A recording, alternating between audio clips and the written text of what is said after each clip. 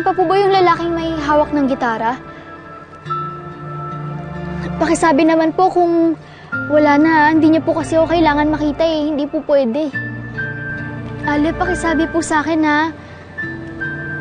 Bakit hindi po kayo nagsasalita? Ba't hindi po kayo sumasagot?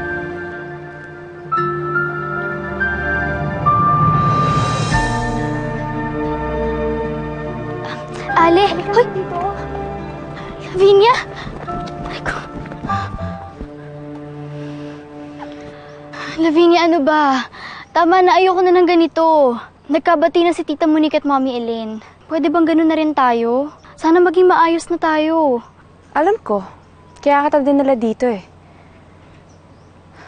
Look, mahirap sa akin makapagbati sa'yo. Pero ito yung gusto ng mami ko eh. Talaga? Salamat, Lavinia. Hey! Ako!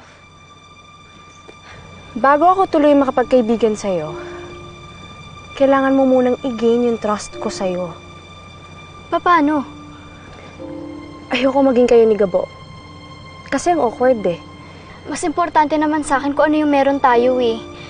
Siya lang naman yung nangungulit eh. Kung gusto ka talaga niya, at ayaw mo sa kanya, eh di bigyan mo siya ng dahilan para ayawan ka.